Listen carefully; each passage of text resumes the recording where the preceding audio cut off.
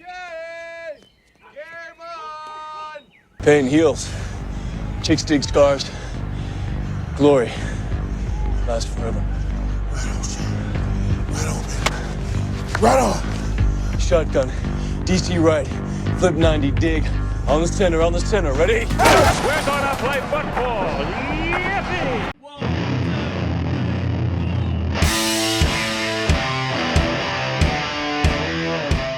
The CFB on OSG with your host, the Online Sports Guys.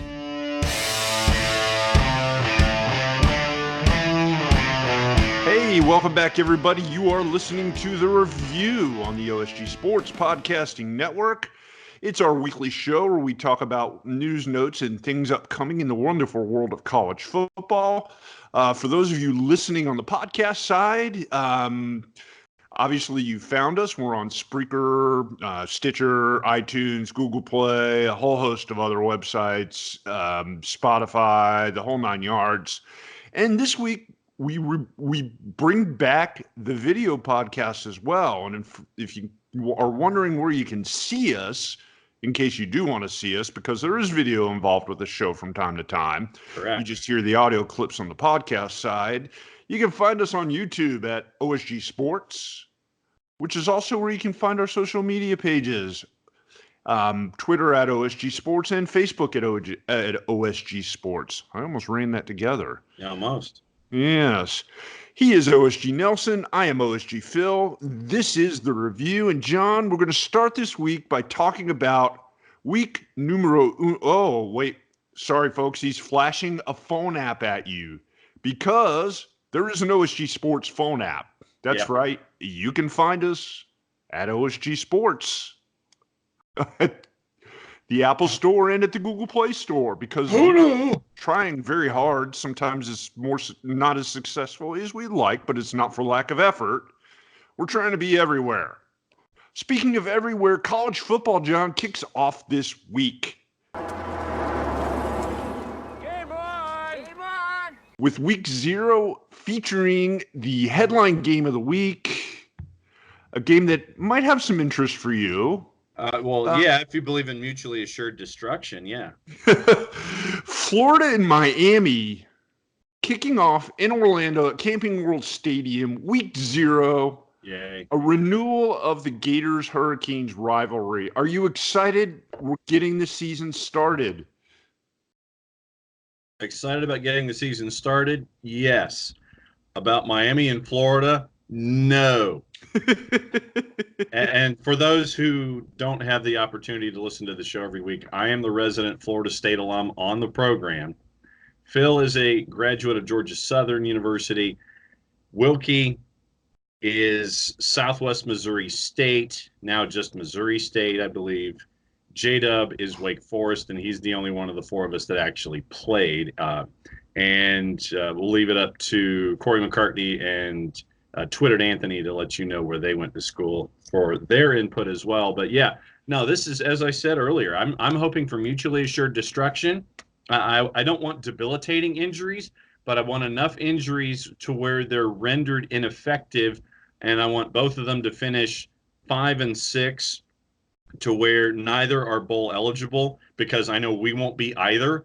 So I figure we can just go ahead and just commiserate as 3 schools who would be struggling, even though I know that this is not going to be the case, but hey, a man can dream. So yeah, week 0, bring it. Reminder that the show will be at Jerry World next weekend for the Auburn and Washington game. So keep an eye out on your platforms for the broadcast plans there. It will be from the parking lot, thanks to Brother Martin and his Youngstown State and the University of North Texas prowess. So we will be out there doing a little pregame before that kicks off as well. Yes, the smile is warranted. But yeah, great. I'm glad the season's starting, but Miami and Florida, for the Florida State alum on the show, they can lose negative. Both teams can score negative points. I'd be happy. Well, yeah, and it's 2 teams that have not lacked for making headlines and being in the news over the course of the offseason. Yeah.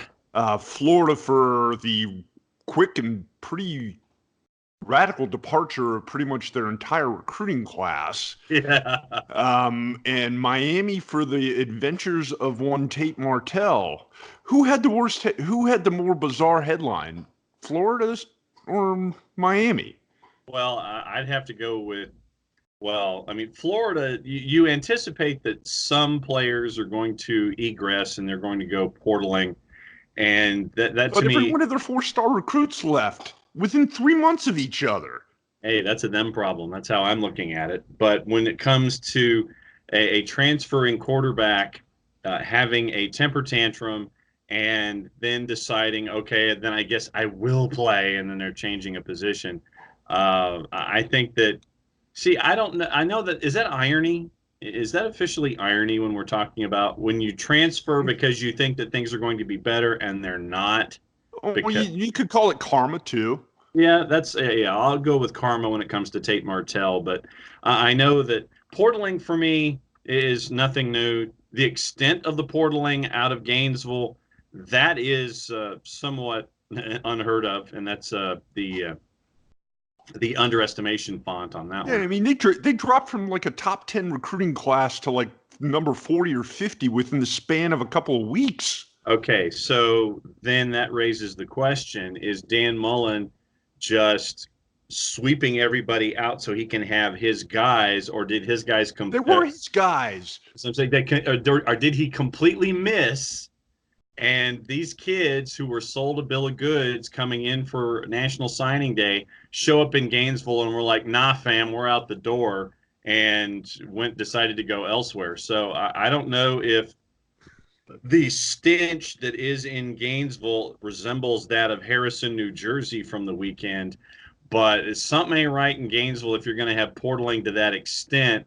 For me, though, I'm still focused on the karma of what was going on at the University of Miami. For one guy over 16, I guess is how I'm looking at it.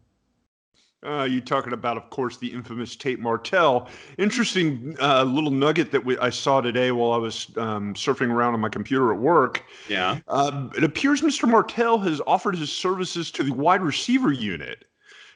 Since he's not going to win the quarterback job, although it might be a little bit premature. One of the first rules of both college and professional football is just because you're the starter for game 1 doesn't necessarily mean you're going to be the starter for game number 5 or 10. Things have a tendency to change, and the old adage is always be ready. But for all the heat that we've given Martell over the course of the year, at least I give him props for not bailing out on the Hurricanes and offering to try and play somewhere else to get on the field. Okay, sorry. I don't give him you get no pass, sir. For what you decided to do, karma came up and bit you. Then you're like, no, I don't want to show up. And then you show up. Sorry. You don't get points for that in my book. Just because you move, you're there, you pitch a fit, then you come back, and then you want to be someplace else. Do your job. And eventually, if you're Tate Martell and you prove yourself to be worthy of a position that they didn't think you were, you're going to get there eventually, as the point you just made. Just because you have somebody do well in a game against an FCS team that's there for a paycheck like a Charleston Southern doesn't mean that when it comes to life in the SEC East or the ACC Coastal that they're not going to need you. So just focus on what you're good at. Don't focus on everything that you've helped create when it comes to all of the Tasmanian Devil. There's a reason teams have depth. Yeah.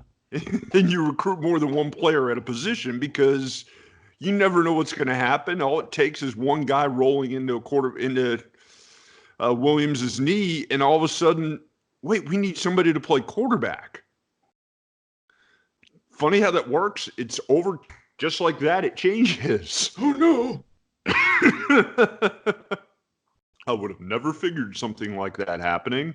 No. But a lot of hype early in the offseason for Florida as being a potential competitor to Georgia in the SEC East. Not seeing that happening. It's a tough schedule for the Gators. They played kind of a, for lack of a better way to put it, almost a cupcake schedule in 2018. No, it was a cupcake schedule. There's no dancing around it. Not so much this year. And I just don't see them being an 11-1 team or a 10-2 team. 8-4 maybe. Felipe Franks made some strides last year at quarterback for them, and they flashed some potential. But I just don't see, particularly with all the losses in the defensive backfield, they've got nobody practically in the defensive backfield. I just don't see that as being a shutdown defensive team. And Florida over the last decade hasn't been able to muster much on the way of offense, really since Tim Tebow left. So I just don't see them being a serious threat. When this game is played Thursday night, who do you see as a team with an advantage, and what do you happen? Serious question. First, I mean, honestly, for me, it's the first game out of the blocks. And if you're really looking for a play here, and although the only kind of juice box proliferating that we have in our mind is that of doing it wisely. Do not sacrifice juice boxes that you wish to hold on to in your refrigerator or in your kitchen long term. As always, proliferate your juice boxes wisely. But when it comes because since you and I both are not made of money, we figured what we do is we would discuss it in the level of juice boxes. And right now, for those of you who have extra juice boxes that you may want to donate to causes or sacrifice and maybe lighten your load a little bit, as Phil and I are talking. To see if they can grow into more of them. Yes. Florida right now started as an 8.5-point favorite. The total 49. The total and the number have gone down. By the way, said discussion is legal now. Oh, I know, but just because we have more juice boxes than we do actual disposable income, that's why we refer to it as such. Indeed. Florida is now only a 7-point favorite, and the total 47.5, which for me, setting things up at 8.5 for Florida, that was a big number to begin with, but Vegas putting it right there in that 7 means that they're hedging their bet against Miami a little bit. I don't think they're going to get, and I know that others don't think it's going to get to 47.5 either. Yeah, I'm thinking take the under there. The under would be my play. Sorry, the perils of recording at a show downstairs in the living room of a house with 2 dogs in it. Well, which one was agreeing with our assessment of the game? Which one was it? That was Rosie barking her support. Okay, just checking because we need the kind of backing sometimes when it comes to these kinds of opinions, and if we're split, to have Rosie be the decider is always a good thing. But for me right now, the play's the under 7. Vegas is hedging their bet a little bit. Yeah, I'm thinking this is going to be a closer game. You're looking at a 17-13 kind of a game, particularly because it's specifically because it's early in the season. Both teams got an extra week of practice compared to the other teams, for whatever that's worth. It doesn't change the fact that it's still opening day, and most teams are not quite in full mid to late season form at this point in the year. Here are the non-SEC games for Florida this year. Miami, obviously, to start. Tennessee Martin. A week and a half. They get the last weekend of August off, so first weekend of September. They play this game on Thursday, get a week and a half off, and then go play tennis, and then play Tennessee Martin. Then game. Pretty much, and then you have a couple of SECers. Then I'm guessing homecoming is Towson. I'm not quite sure. Ooh, another challenge there. September 28th with the TBD. I'm guessing that's probably going to be a noon kick on the SEC network of choice. And then you have, then the only other one is Florida State, and that's the last game of the year. So, so Tennessee Martin, Towson, Miami, and Florida State. Those are your non-conference games for the University of Florida. Oh, boy. Yeah, good luck with that. You have fun, Gainesville. Yes, and you will proclaim yourselves the greatest team ever to walk the face of the earth. As they do every single year, regardless of win-loss record. Changing the subject a little bit, something kind of interesting that came up later in the late this week. Oh my God! From the University of Louisiana, the Lafayette campus to be specific. When Raging Cajun head coach Billy Napier did a press conference and started talking about things his players could do, and kind of offhandedly mentioned that he was going to require all scholarship players to donate $50 a year to the university's athletic fund. We're talking about $50 a year for 4 years, $200, $4.25 a month, 17 cents a day, to basically say thank you to the people that have contributed to their experience and their opportunity. These are people who don't get paid. Yeah, and to you and to most people who work for a living, $50 isn't that big of a deal. And to many of you who might have graduated from a university of your choice, you may actually be somebody who donates $50 to $100 to your school's athletic fund every year.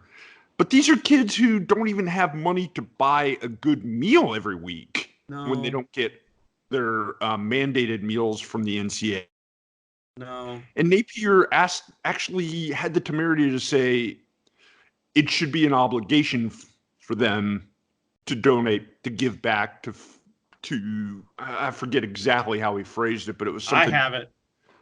Please regale us with this. Okay.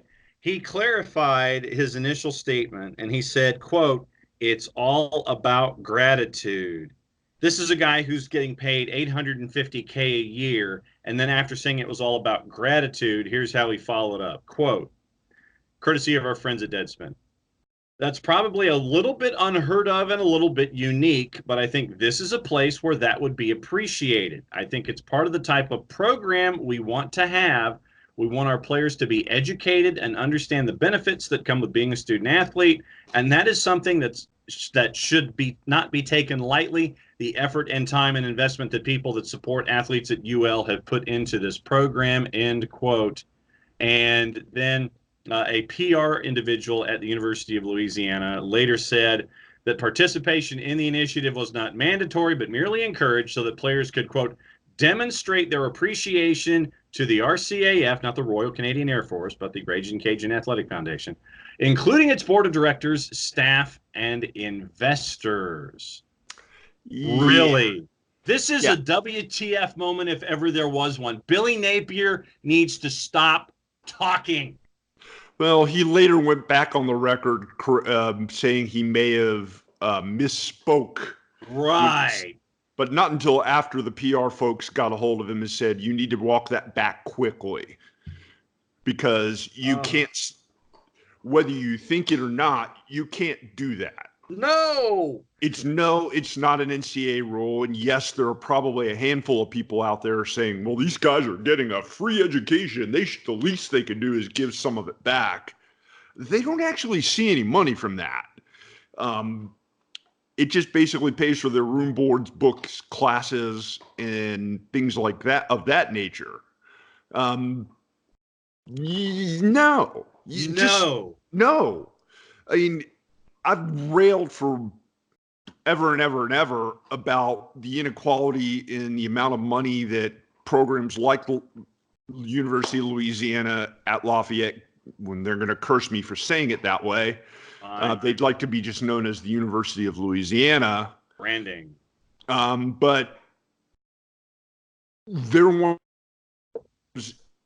a Sun Belt program. They don't get the revenue of a Power 5 conference. They need whatever money they can get to help pay expenses and try and compete with the big boys.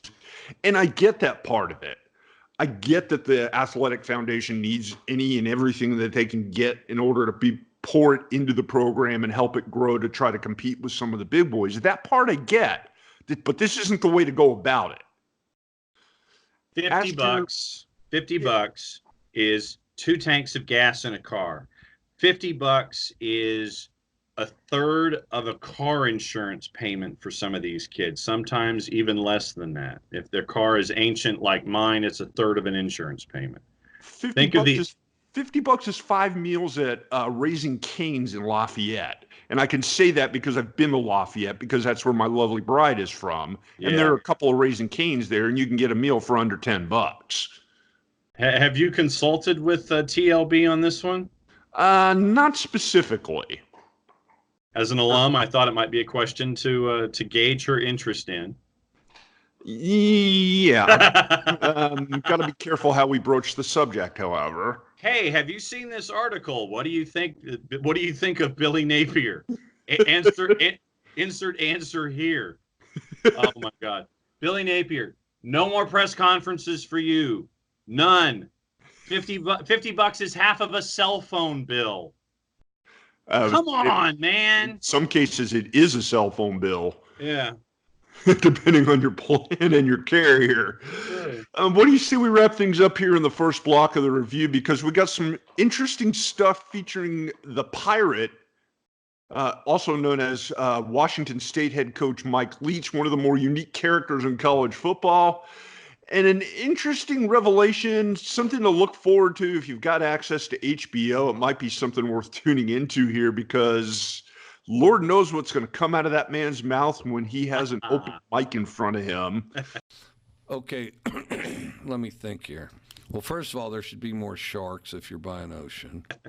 We'll tell you about that in use of the word "the" Oh, God. in a declarative statement. That coming out of Columbus, Ohio, and Ohio State. All that and more coming up in the second half of the review when we come back in roughly 2 minutes. Two.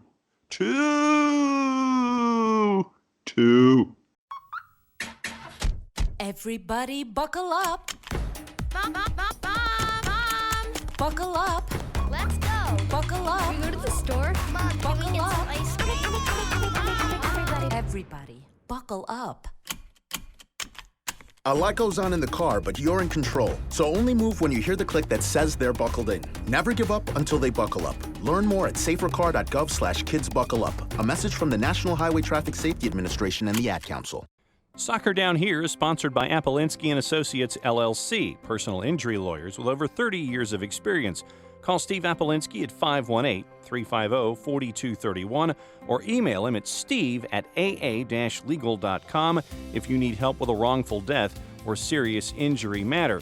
Steve Apolinski is rated one of the top 100 trial attorneys in Georgia, recognized as Legal Elite by Georgia Trend magazine for being one of the most effective lawyers in Georgia. Welcome back to The Dog Show. Up next, we have Satchmo. Satchmo is a member of the Shelter Pet Group. That's right, a group known especially for their couch-snuggling, ball-chasing, face-licking, and, of course, companionship. Now, let's see him in action. Look how he makes eye contact with his person. That's actually known as the treat stare. How intuitive, and now he appears to be excitedly turning in circles. Ah, the happy dance so common with this group. But really, the best way to know an amazing shelter pet like Satchmo is to meet one. Visit theshelterpetproject.org today. Adopt. Brought to you by Maddie's Fund, the Humane Society of the United States, and the Ad Council. If you want to scale a mountain, buy boots. If you want to turn your crush into something more, say hi. At Country Financial, we know protecting the things you love and preparing for tomorrow start with simple steps. So we help you take small steps today with insurance and financial services that can have a big impact on your family's future. For all your home, auto, and life insurance needs, call Jason Wright at 678-568-6871. Let's talk about the word. How do we pronounce it? Is it the, the, That tiger at LSU that's a live, real tiger sitting in there in some metal structure, which clearly he could rip his way out of if he wanted to, even half wanted to. That's an awesome one. Thanks for sticking around, everybody. We are back here for the second part of the review. It's the OSG on CFB. We're talking college football. I'm here with our good friend, business partner, tag team partner, whatever you want to call him, OSG Nelson. I am OSG Phil. We are the online sports guys. Check. And we love to talk about college football and a whole bunch of other things, both here on the podcast, on YouTube with the video podcast, on our phone apps, OSG Sports. We talk all kinds of things. And John, I want to talk about one of yours and my favorite subjects next.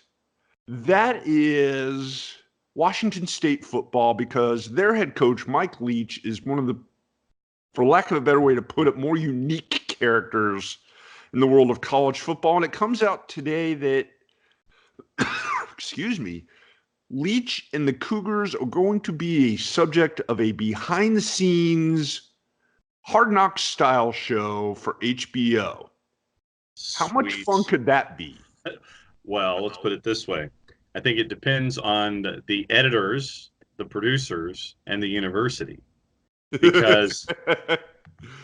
Because you and I both know that a television program or series or anything of that ilk is only as good, A, as the content you have, and B, the gatekeepers that get to see every piece of that content, and C, the individuals who, once that content has been seen and checked off and approved, get to put it together in a timeline, piece it together, and kick it out in 22 minutes and 30 seconds or 28:50, depending on whether or not you have commercials. So after step it's HBO, so there are no commercials. Well, okay, so 28:50. So you go past checkpoint A, checkpoint B, and checkpoint C, and you end up with an end product. This could be really, really good, or this could really, really suck.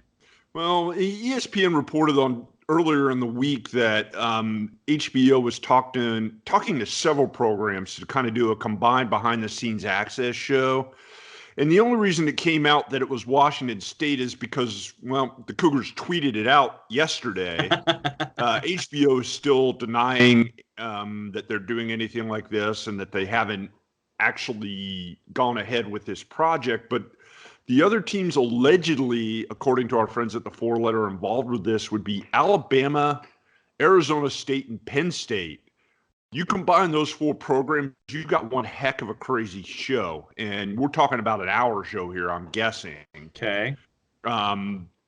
Imagine a show that features Mike Leach, Nick Saban, Herm Edwards, and James Franklin as the four coaches involved with it. Okay, so now what you have are the two extremes when it comes to promotion and getting your program out there and controlling the narrative with the other two. Because let's think about this. Washington State and Arizona State, you know that Mike Leach and Herm Edwards will wind things up and let her rip, and it will be some of the most quality television if everything that we want to see is allowed out there. This is what the greatest thing about sports is. You play to win the game. Then you go to the other side of things. Nick Saban and James Franklin, two guys who want zero, if not less than zero, to do with television cameras on a regular basis. You know that information coming out of Tuscaloosa is going to be sanitized like all get out. And also in State College, James Franklin is going to want to put the best message forward on that program that he possibly can. But I still think, because he likes to control the narrative as much as he does when he's doing his press conferences, I think, honestly, if you did an hour and you had those four schools and you tried to put them in a 60-minute show, I would probably say that 20 minutes of each hour would go to Washington State and Arizona State, and that would be 40 minutes. Nick Saban would be kicking and screaming to try to have 10 put in there, if not less. James Franklin would be the same way. So honestly, it would be like, to me, it'd be 25, 25, 5, and 5. Tuscaloosa's getting in. Hey, look at the shiny parts. State College the same way. I don't know. I mean, Saban's shown himself to be pretty good on television and seems to get the format and what it can do for him. Yeah, sure. I don't foresee a universe where he would let the cameras see the inner workings of practice and plays. But sure, I could see them doing a game day kind of a thing when they're getting ready to do their pregame meals and get themselves situated into the stadium and doing warm-ups and all this other stuff on a game day, and kind of doing it like a compressed version, a more elaborate version of Inside the NFL, only this time kind of a college football level thing with only the four teams and who they're playing that given week. Yeah, I could easily see a universe where that would work, and it probably would be pretty good. Yeah. But once again, being the natural cynic on the show of the five of us that are normally a part of this thing, the control of information these days, these coaches, like I said, the West Coast guys, they dig social media, they understand it, they get it. They, hey, wind them up and watch it go. The SEC, and I'm also wondering what kind of impact that Greg Sankey and the Southeastern Conference are going to have when it comes to the releasing of information and the day-to-day stuff. And, the Big 10, 12, 14, and they'll be fine with whatever's put out there themselves. But I still think that Nick Saban and James Franklin will want to try to put as much sleight of hand out there as possible while giving the impression that you're seeing an amazing amount of information about the program. Think about it. If you do it as a game day kind of a thing, there's not that much you can put out there. Because at that point, you're doing maybe a walkthrough if you're playing a night game in the morning. The team's eating breakfast, and then guys are just kind of hanging out, killing time, watching other games. But do you want to show what they're doing when they're killing time, especially if they're playing like Nintendo games or, I don't know, doing things that they shouldn't? How much of the doing things that they shouldn't ends up on tape, either on purpose or accidentally, that these four schools are going to have to sit there and monitor and go, nope, that's not going to air. That's not going to air. That's not going to air. Yeah, and that's part of all part of the negotiation. I think it would be a really interesting show, and I hope it actually comes to fruition. I look forward to seeing it if it does. And it's a tremendous tool for recruiting. Don't get me wrong, because you see, especially for Leach and Edwards out west, trying to get kids from the other side of the Mississippi River and from the Midwest to try to bring these schools national prominence. And yes, I did use air quotes on the TV side of things.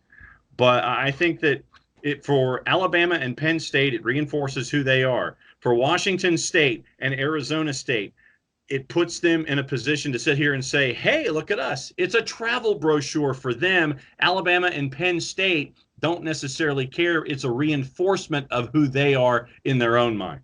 But if I'm HBO and I'm going to try and do a show of this nature, you have to at least try to diversify and not stay on one end of the country or the other. So I get that.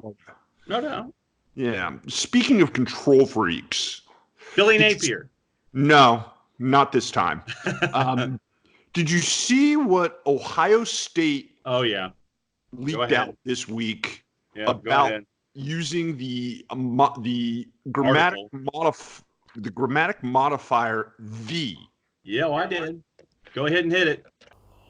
If the next word begins with a vowel, then we want to connect both words, and it's easier with a vowel. Then we pronounce it with a the sound. For those of you unfamiliar, the Ohio State Marketing Department has applied for a trademark. Stop it. For the word the, T-H-E, the. I cannot say the enough times at this point. Initially, when the word came out about this, it wasn't really clarified as to how they wanted to get this part of this grammatical modifier used. It's since kind of come out that they want it only when it applies to a descriptor of their university. But what are the implications of taking a real life word that everybody uses in conversation and trying to allow somebody to have a trademark on it? Think about that for a minute. Oh, I have been all week. Yeah, I have been all week. We all know Ohio State. We all know that they are all about marketing, as most powerful. As you should. At the upper levels, in the stratosphere that they occupy are. They're all about trying to make a couple extra bucks by promotables, marketing, any other way, getting the names out there. And we just talked about that with the HBO show. Yeah. How exactly does one go about getting a trademark on a word?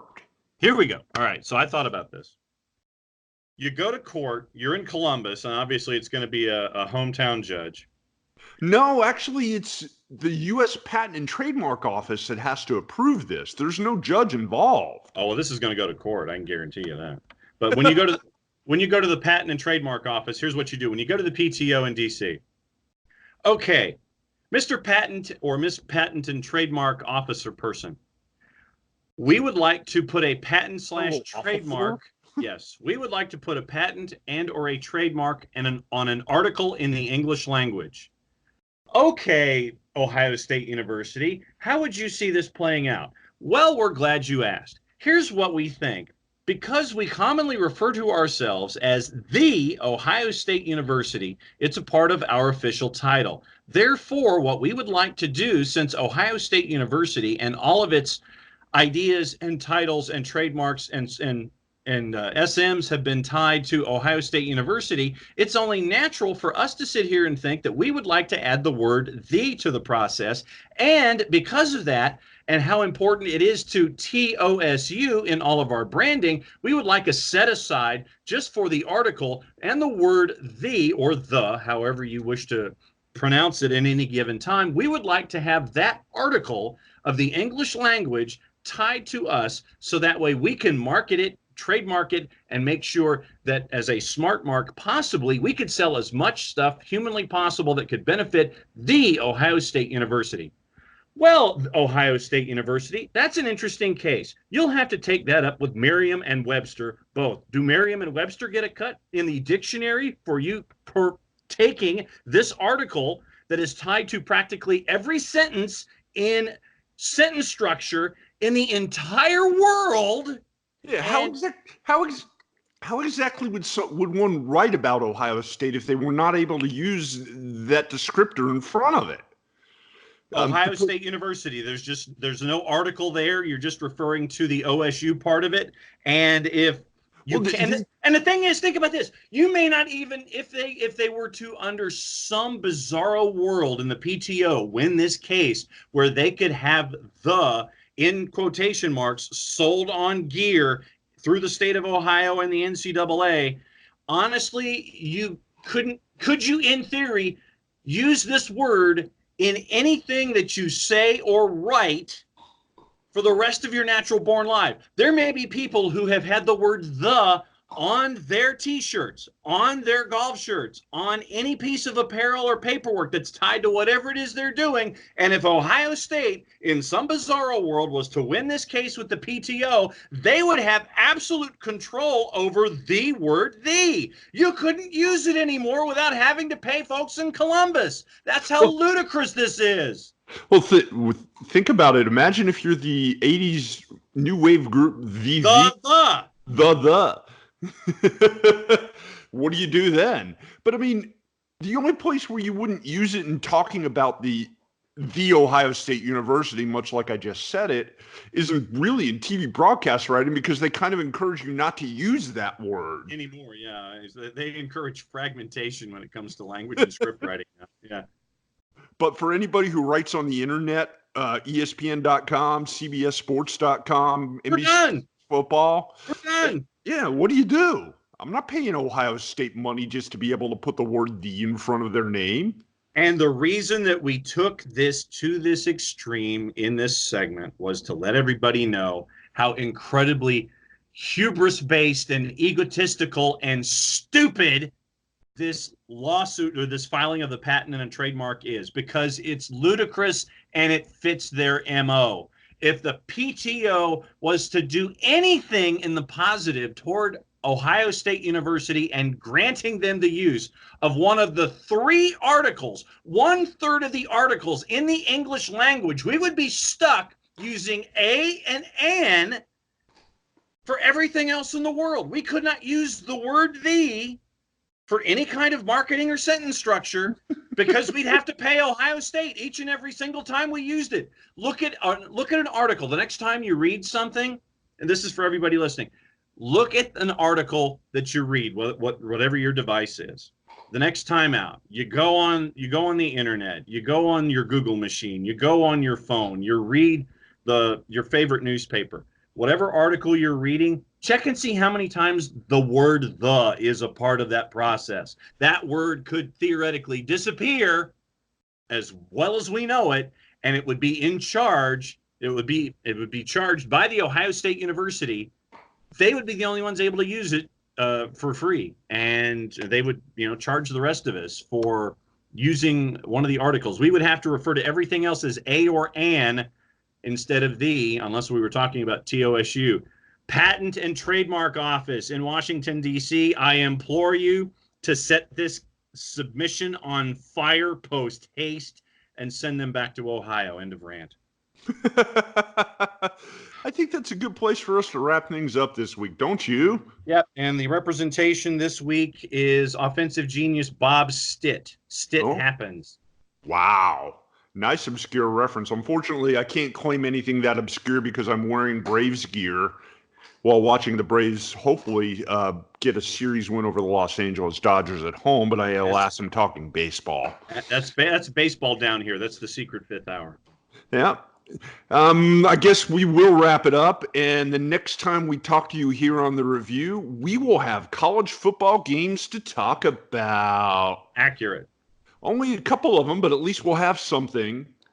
We'll have a whole lot more. Hopefully, Brother Wilkie will be able to pick back up and join us as well. But in the meantime, keep an eye out on all the social media places that I told you about at the beginning of the show, Facebook, Twitter, and all the like, because we'll have a couple shows popping up over the course of the week. And those are Wilkie's in charge of those. Those are conference previews, talking to folks, talking to a lot of important folks who are going to be keeping their ear on college football and do 24/7, 365. So the midweek debriefs and things like that he is running herd with Twitter Anthony, Corey McCartney, and the Band of Thousands. You'll see that stuff come out during the week. Not to be confused with the Band of Horses, which would be an adult alternative group. Correct. or Paul McCartney. Yes. With that all being said, I'm gonna say goodbye now. Don't forget the phone app. We've shown it to you a couple times. You can find it in the Apple Store. You can find it at Google Play. Yes. It's got all of our content and bonus content from our friends up north at barnburner.ca. Mm-hmm. And for those of you up in Canada listening to our content, we thank you for tuning in. Salute. Salute. And don't forget Soccer Down Here, our sister show. They too have their own phone app. Yes, they do. And all that and more, talking soccer, talking all kinds of fun stuff. Time to say goodbye because I'm running out of ways to ad-lib here, and there are 2 outs in the Braves game. So I will say goodbye now. John, say goodbye to everybody. Goodbye to everybody. Rosie and Maggie, the dog mascot, say goodbye as well as they look at me and stop barking. And this is the OSG Sports Review Show. We will see you again next week. Goodbye, everybody. Over? Did you say over? Nothing is over until we decide it is. Was it over when the Germans bombed Pearl Harbor? Hell no! Sherman, forget it. He's rolling. And it ain't over now.